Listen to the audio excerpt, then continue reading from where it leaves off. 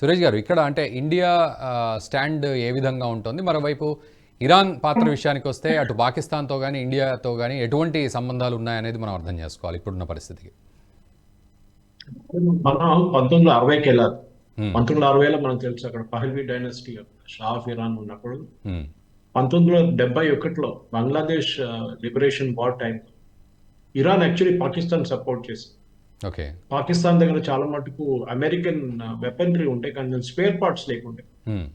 So Iranian regime ఏం చేశారంటే అప్పుడు అమెరికా వాళ్ళ దగ్గర ఉన్న అమెరికన్ ఎయిర్క్రాఫ్ట్ నుంచి కొంచెం క్యానబలైజ్ చేసి వాళ్ళ దగ్గర ఉన్న వెపనరీ కొంచెం అంతా పాకిస్తాన్ మూవ్ చేశారు 1971. ఎందుకంటే పాకిస్తాన్ వైపు జరిగిన దాడికి పాకిస్తాన్ దగ్గర ఆర్మ్ ఫోర్సెస్ దగ్గర ఎక్కువ వెపనరీ లేకు, ఎందుకంటే వాళ్ళ కాన్సన్ట్రేషన్ అంతా ఈస్ట్ పాకిస్తాన్ వైపు కంప్లీట్ గా. నేవల్ ఫోర్సెస్ కూడా మనకు తెలుసు వైజాగ్ దాకా వచ్చింది, అది నేవల్ ఫోర్స్ పాకిస్తాన్ సబ్మెరీన్ అక్కడ మనం ధ్వంసం చేస్తాం పాకిస్తాన్ వైపు. సో ఆ జరిగిన కోఆపరేషన్ అప్పుడున్న కోఆపరేషన్ దాని తర్వాత షా ఆఫ్ ఇరాన్ పోయిన తర్వాత తగ్గింది, చాలా మటుకు తగ్గింది. మరి మనం మళ్ళీ తాలిబాన్ చూస్తే తాలిబాన్ రిలేషన్షిప్ కూడా పాకిస్తాన్ తో కొంచెం ఫస్ట్ బాగుండే, అంటే ఇరాన్ కూడా సపోర్ట్ చేశారు తాలిబాన్ ని, దానికన్నా ముందు సోవియట్ యూనియన్ వ్యతిరేకంగా అఫ్ఘాన్ ముజాహిద్దీన్. కానీ మనం లాగానే నార్దర్న్ అలయన్స్ అహ్మద్ షా మసూద్ అని చెప్పేసి భారతదేశం ఒక చాలా మంది అంటారు ఈజ్ రా ఏజెంట్ అంటారు, కానీ ఎగ్జాక్ట్లీ 9/11 కన్నా ఐ థింక్ ఒక వారం ముందే ఆయన చనిపోయారు. ప్రెస్ కాన్ఫరెన్స్ పెడుతున్నప్పుడు ఒక కెమెరాలో ఒక మిసైల్ పెట్టి ఐ థింక్ సిరియన్ క్రూ వచ్చి వాళ్ళని ఆయన చంపారు. అహ్మద్ షా మసూద్ ని బ్యాక్ చేసింది కూడా ఇరాన్ కూడా బ్యాక్ చేశారు, భారతదేశం కూడా బ్యాక్ చేశారు. కానీ ఆయన చనిపోయిన తర్వాత Taliban complete take over Pakistan చేతిలో వచ్చేసింది. చాలా మంది అంటున్నారు ఆ అటాక్ పాకిస్తాన్ వాళ్ళే చేపించారు కావాలని చెప్పి, ఎందుకంటే Ahmad Shah Masood considered Indian agent అని చెప్పేసి. కానీ నార్దర్న్ వార్లార్డ్ ఉంటే మనకి అందరికి తెలుసు, అది నార్దర్న్ అలయన్స్ అని చెప్పి వాళ్ళకు ఒక area of sphere of influence చాలా మటుకు వివిధ రీజనల్ వార్లార్డ్ ఆ ఏరియా. సో అక్కడి నుంచి వార్ కోఆపరేషన్ చూసుకుంటూ వస్తే వీళ్ళ కామన్ ఎనిమీ బలూచ్. గిరిధర్ గారు చెప్పినట్టు ఇద్దరు వైపులో బలూచ్ మేజర్ ఇష్యూ.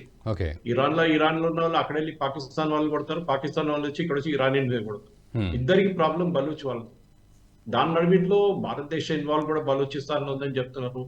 గిరిధర్ గారికి దాని చాలా ఇన్ఫ్లుయెన్స్ నాలెడ్జ్ కూడా ఉంది, ఎందుకంటే బలూచ్ అనేది ఒక territory we still don't accept. వాళ్ళకి భారతదేశంతోనే రావాలని చెప్పి ఎప్పుడో అడిగిన టైప్లో బహుశా టైంలో నెహ్రూ గిరిధర్ గారు correct me if I'm wrong, Nehru గారు దానికి వ్యతిరేకించారు, అక్కర్లేదు మనకి బలూచిన్స్ మనకేం పని అని చెప్పి. But if you held on to that territory మనకు ఒక ఎక్స్ట్రా ఇన్ఫ్లుయెన్స్ వస్తుండే area between Pakistan and Iran భారతదేశానికి ఒక పార్ట్ అయిపోతుంది. కంటిన్యూస్ ఏరియా కాకుండా at least it would have been one sympathetic nation ఉంటుంది, కానీ అది చేయలేదు. మనం చాలా తప్పులు చేశాం, యునైటెడ్ నేషన్స్ వెళ్ళకుండా అన్ని చాలా. కానీ ఇరానియన్ రెజ్యూమ్ అనేది చాలా రిస్కీ, ఎందుకంటే ఇప్పుడు అమెరికా చూస్తుంటుందంటే ఏ ఛాన్స్ దొరికినా కానీ ఇరాన్ ని కొడతారు కావాలని చెప్పి. ఇప్పుడు ఈసారి కూడా చూడండి జరిగిన దాడిలో చాలా మంది అంటున్నారు రిటర్న్ దాడి, ఐ మీన్ పాకిస్తాన్ రిటర్న్ కొట్టాలని అనుకోలేదు, ఎందుకంటే మళ్ళీ అది వార్ బికమ్ బిగర్ వార్ అని చెప్పారు. కానీ కావాలని చెప్పి యుఎస్ వాళ్ళ ఇన్ఫ్లుయెన్స్ తోనే ఈ రిటర్న్ ఫైరింగ్ పాకిస్తాన్ చేశారు, దాంట్లో కొంతమంది చనిపోయారు ఇరానియన్ వైపు. అది కావాలని చెప్పి యుఎస్ చేపించారు, ఎందుకంటే US wanted to keep Iran on the tender hooks. Pakistan ని ఇంకా వాడుకుంటారు, ఎందుకంటే భారతదేశం వ్యతిరేకంగా వాడుకోవడానికి యుఎస్ ఇస్ నాట్ ఇంట్రెస్టెడ్. భారతదేశం మిలిటరీ మోర్ పవర్ఫుల్, అది కాకుండా యునైటెడ్ స్టేట్స్ కూడా commercially they want a very strong India. వాళ్ళు మనతోని చాలా మటుకు ట్రేడ్ కాకుండా మిగతా డీల్స్ కూడా చేసుకుంటున్నారు. కానీ ఇరాన్ ని కొంచెం అన్స్టెబిలైజ్ చేయడం, కొంచెం వాళ్ళ రెజ్యూమ్ ని కిందగా దింపడానికి కాదు, ఇంపాసిబుల్ అది.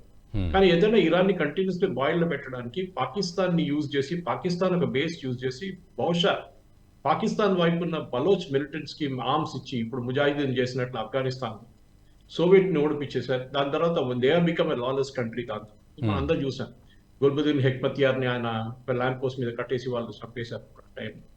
కానీ అక్కడి నుంచి మనం ముందుకు వస్తూ ఇప్పుడు చూస్తే పాకిస్తాన్ ని బహుశా గిరిధర్ గారికి correct me if I'm wrong, Pakistan ని పాసిబ్లీ యునైటెడ్ స్టేట్స్ ఒక స్టేజింగ్ పోస్ట్ లాగా వాడుకొని ఇరానియన్ రెజ్యూమ్ ని కిందకి దింపడానికి చాలా మటుకు ట్రై చేస్తారు. అట్లీస్ట్ కాకుండా అట్లీస్ట్ వాళ్ళ ఎకనామిక్ మైట్ ని వాళ్ళు తగ్గించడానికి చాలా మటుకు ట్రై చేస్తుంటారు, అది నా అంచనా.